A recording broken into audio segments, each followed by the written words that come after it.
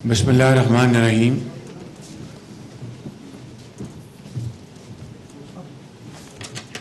محترم جناب گورنر بلوچستان، محترم جناب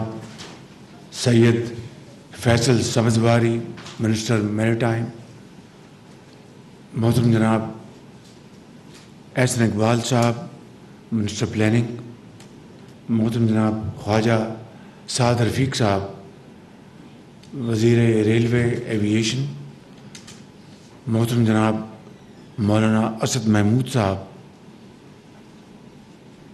وزیر مواصلات حکومت پاکستان، محترم جناب آغا جان صاحب، محترمہ شذا خواجہ صاحبہ اور محترم ہاشم نوتزئی صاحب، vice chancellors, chief secretary Balochistan, I G Balochistan, government officials اور انتہائی پیارے گوادر کے طلبہ و طالبات اور ہمارے عظیم محنت کش گوادر کے مچھیرے بھائی، خواتین و حضرات، السلام علیکم. And of course our Chinese friends. I'm sure all of you know Urdu very well, so I'll speak in Urdu. آج سارا دن گوادر میں مجھے ایک ایک لمحہ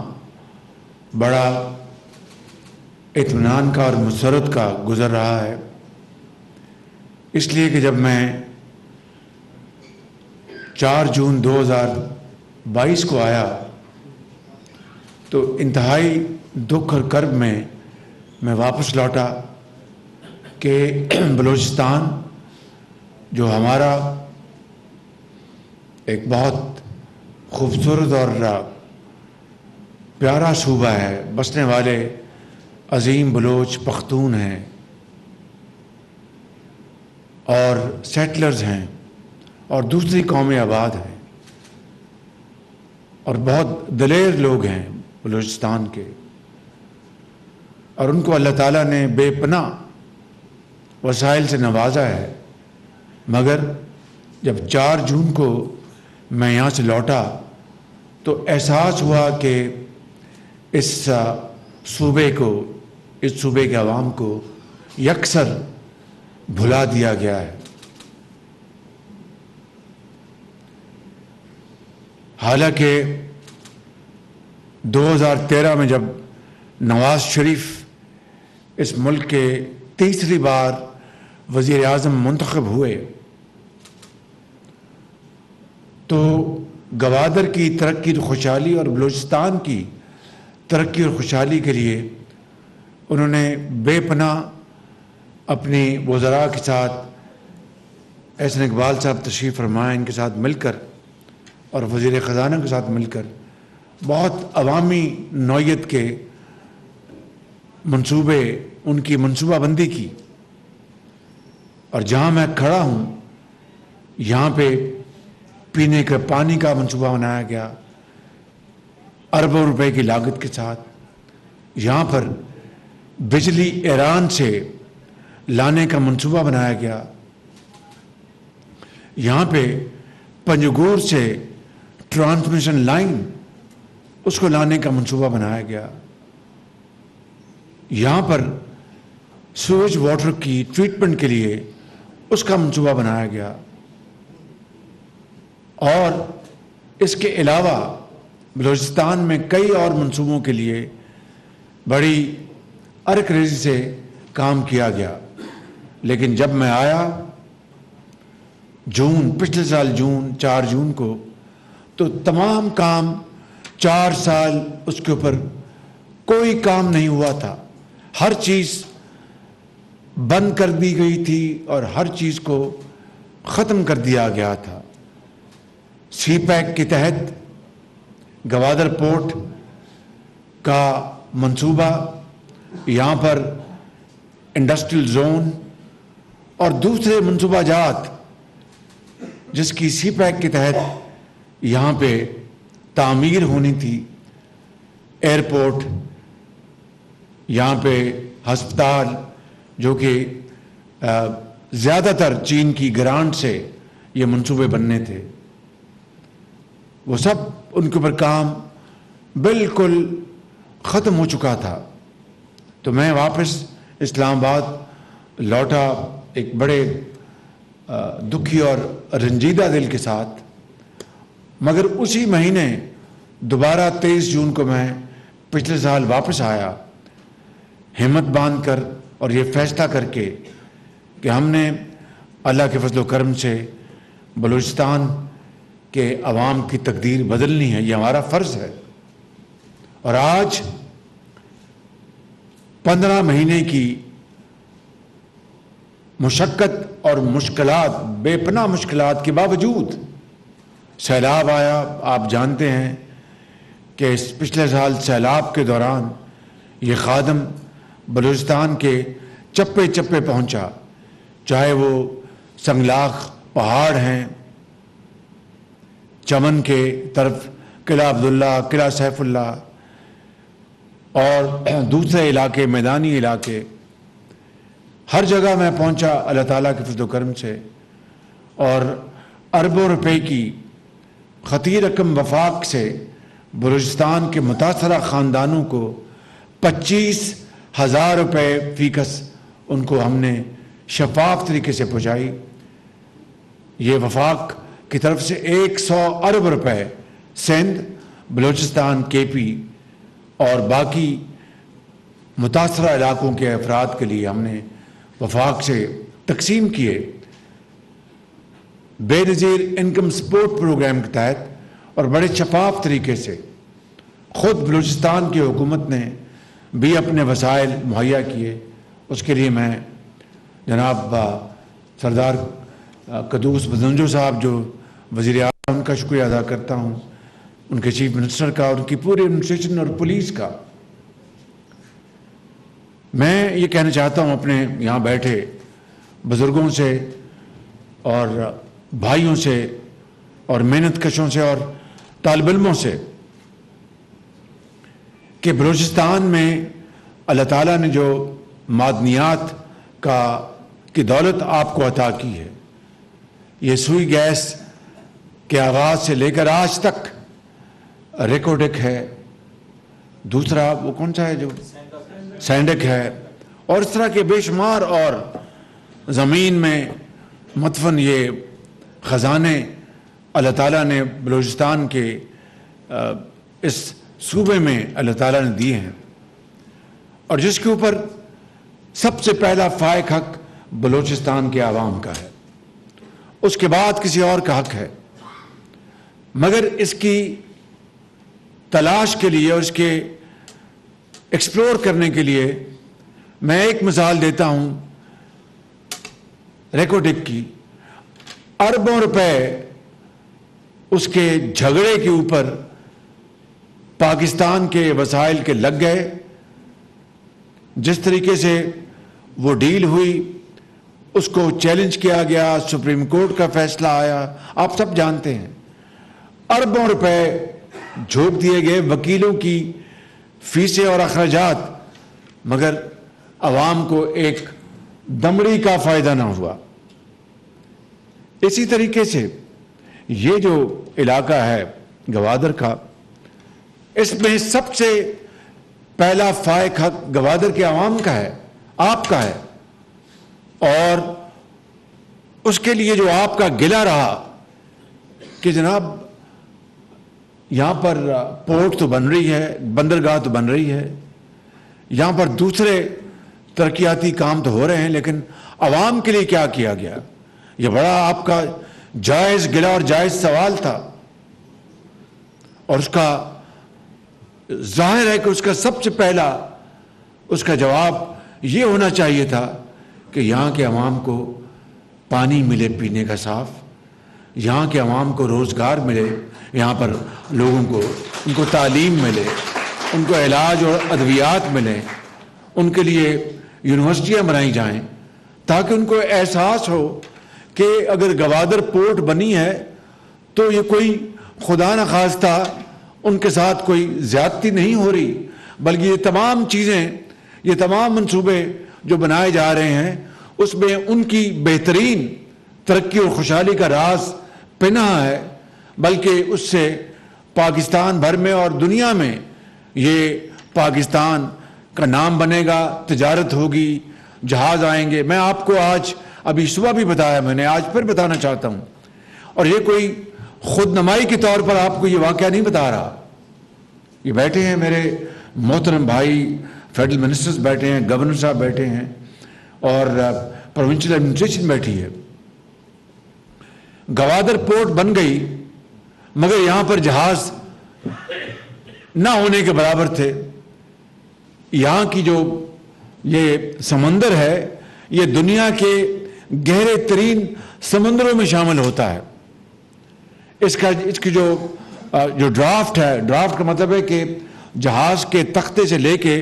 سمندر کی گہرائی، اس کو ڈرافٹ کہتے ہیں۔ تو اس کی کتنی گہرائی ہے، یہ اپنے پانی کے گہرائیوں کے حوالے سے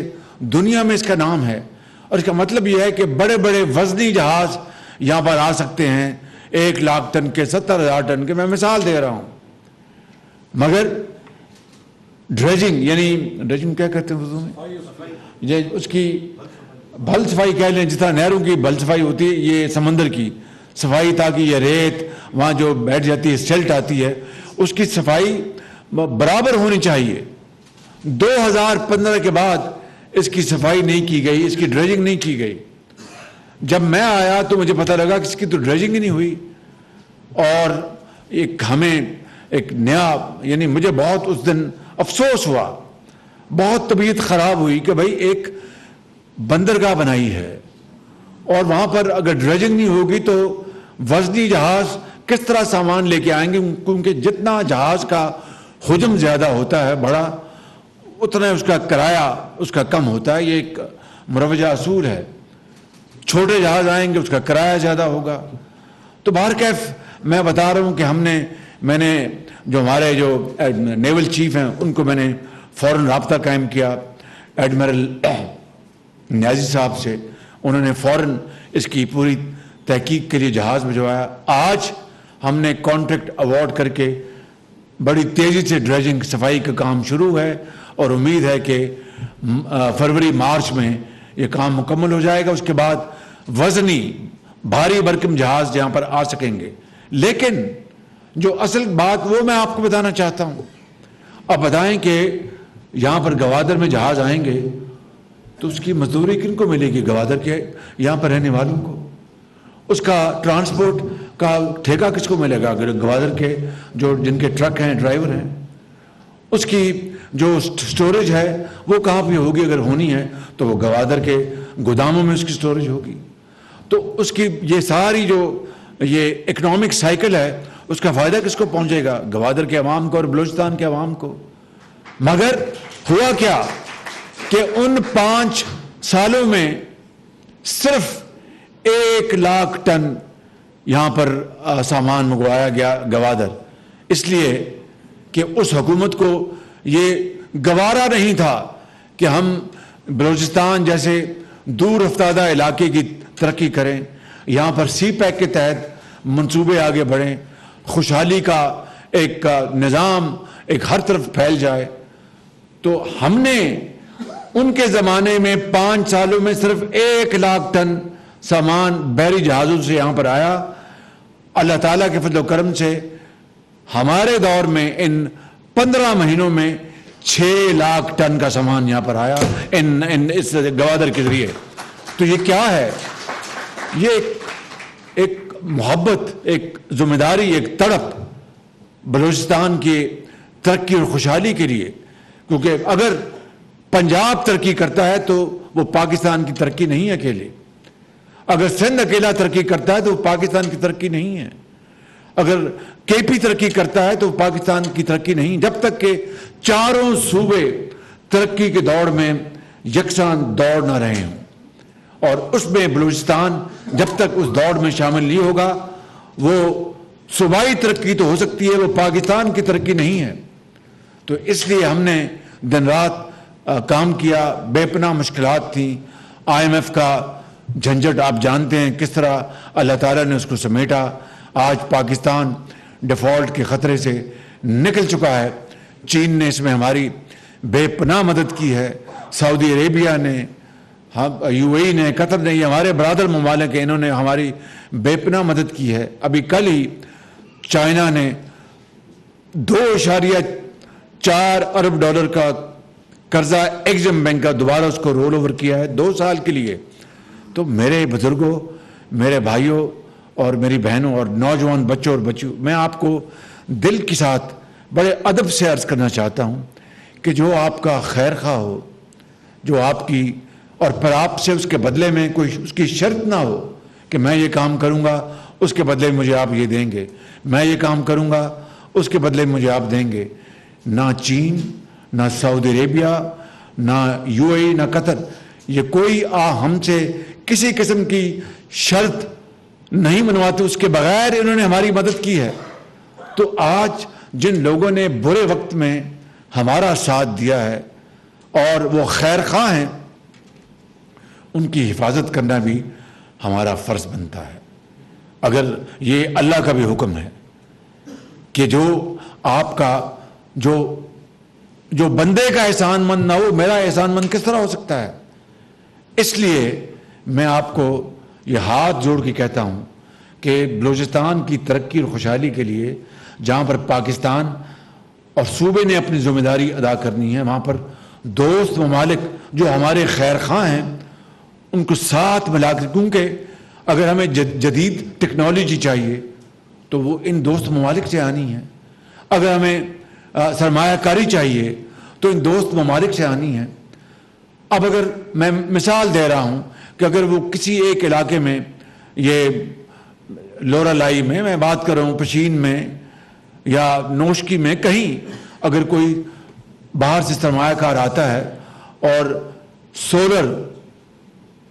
یعنی شمسی توانائی سے چلنے والا منصوبہ لگاتا ہے، سرمایہ کاری کرتا ہے، کیا ہم اس کی حفاظت کریں گے یا اس کے لیے خطرات پیدا کریں گے؟ یہ ہے بنیادی بات۔ اس کو آپ مہربانی کر کے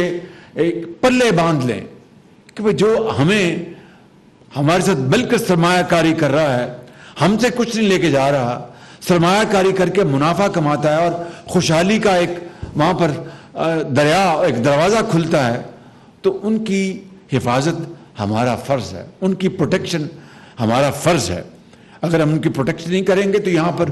کوئی سرمایہ کاری کے لیے نہیں آئے گا۔ اس میں ہمارا جاتا کہ یعنی میں اب تفصیل میں نہیں جا رہا،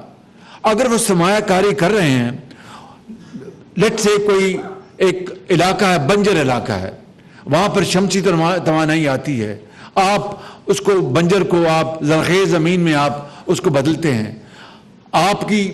جیب میں بھی منافع، سرمایہ کار کی جیب میں منافع، کیا یہ سودا برا ہے؟ کیا اس میں کوئی خرابی ہے؟ تو اس لیے میں سمجھتا ہوں کہ وہ لوگ جو پاکستان کے دشمن ہیں، باہر بیٹھے ہیں، باہر کے ممالک، بعض ان کا نام میں لے رہا، وہ قرب و جوار میں ہیں، مشرق کی طرف آپ جانتے ہیں، وہ نہیں چاہتے کہ بلوچستان کی ترقی ہو، وہ نہیں چاہتے کہ بلوچستان کے اندر سیاسی استحکام آئے، وہ نہیں چاہتے کہ میری گوادر کی، یہ قوم کی عظیم بیٹیاں جنہوں نے سب نے A+ گریڈ لیے ہیں، ان بچوں نے، بتائیے کہ یہ ریموٹ ایریا، یہاں پر وائی فائی بھی بڑی مشکل سے چلتا ہے، کس طرح بجلی نہیں آتی تھی، لالٹین کے نیچے پڑے ہوں گے، ان کے ماں باپ نے اپنے رزق حلال کی کمائی سے ان کو پڑھایا ہوگا اپنا پیٹ کاٹ کے، اور آج یہ بچے یہاں پر کھڑے تھے، مجھے بتا رہے تھے کہ ہم نے یہاں پر یونیورسٹی میں تعلیم حاصل کی، کسی کے والد بے روزگار ہیں، کوئی اس دنیا میں نہیں، کسی کی والدہ، کتنی عظمت ہے ان بچوں اور بچیوں کی، ان علاقوں میں جہاں پر آپ کراچی جائیں تو کوئی مقابلہ نہیں ہے، لاہور جائیں تو کوئی مقابلہ نہیں ہے۔ تو اگر بلوچستان نے اپنی مرضی سے پاکستان کا حصہ بننا پسند کیا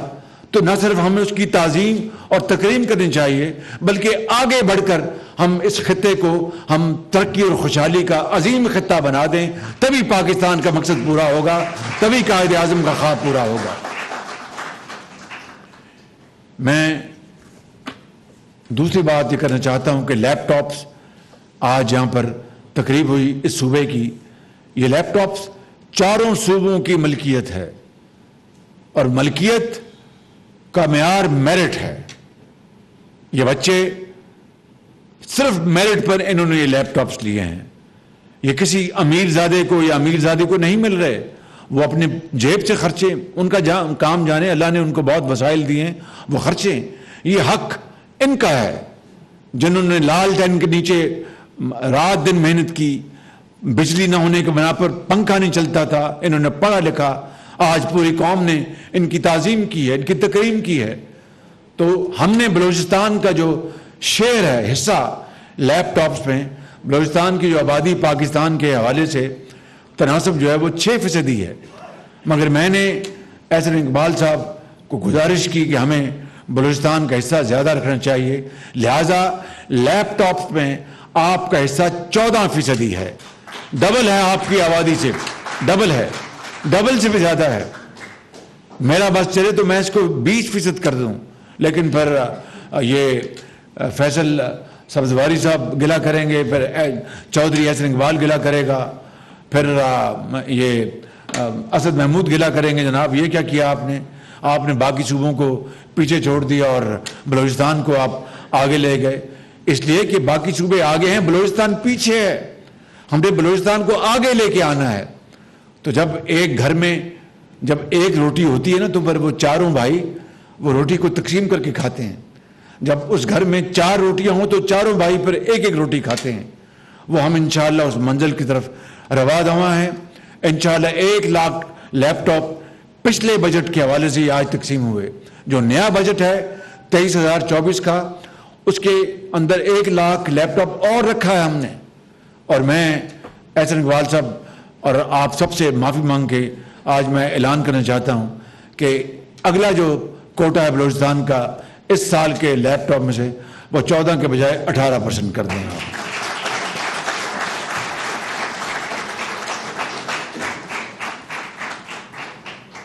کیونکہ ہم دنیا کو دکھا سکیں کہ بلوچ، پختون یہاں پر رہنے والے اور بروئی جو رہنے والے ہیں وہ پاکستان کے کسی حصے سے کم نہیں ہیں۔ میرے بزرگوں، بھائیوں اور نوجوان ساتھیوں، آج میں اپنی بات کا اختتام اس بات پہ کرتا ہوں کہ پورے بلوچستان کو ہم نے ترقی کی دوڑ میں لے کے جانا ہے، اور چونکہ میں گوادر میں ہوں، گوادر کو ہم نے دنیا کی بہترین سی پورٹ بنانا ہے ہم نے، تاکہ اگر کراچی میں محلات ہیں، لاہور میں محلات ہیں، پشاور میں محلات ہیں، تو اس گوادر میں بھی اور کوئٹہ میں بھی محلات بننے چاہیے بالکل۔ اور وہ کس طرح ہوگا؟ ترقی اور خوشحالی کے ان منصوبوں سے۔ لہٰذا پھر میں بات ختم کرنے سے پہلے یہ کہنا چاہتا ہوں، جو لوگ یہاں پر سرمایہ کاری کر رہے ہیں، میں نام لینا چاہتا ہوں، چین کا، چائنا کا، ان کی سیکیورٹی آپ کو اپنے بچوں کی طرح کرنی چاہیے، کیونکہ وہ ہمارے خیر خواہ ہیں، وہ پاکستان کے دوست ہیں، وہ پاکستان کے عظیم دوست ہیں، کوئی سیاست نہیں کرتے وہ ہمارے ساتھ، کوئی شرط نہیں منواتے۔ 6 ارب ڈالر، یہ کل $2 بلین جمع کر کے 7 ارب ڈالر انہوں نے 4-5 مہینوں میں پاکستان کو رول اوور کر کے دیا چائنا نے۔ مجھ سے انہوں نے یہ نہیں کہا کہ شہباز شریف ہم یہ کر کے دے رہے ہیں، ہمیں یہ چیز دے دو، ہمیں یہ فلاں کر دو۔ دور دور تک کوئی شرط کا کوئی سوال نہیں پیدا ہوتا۔ دوست تو وہی ہوتا ہے جو بر وقت میں کام آئے۔ اللہ تعالیٰ ہم سب کا حامی ناصر ہو۔ میرے ساتھ زور سے نعرہ لگائیں، پاکستان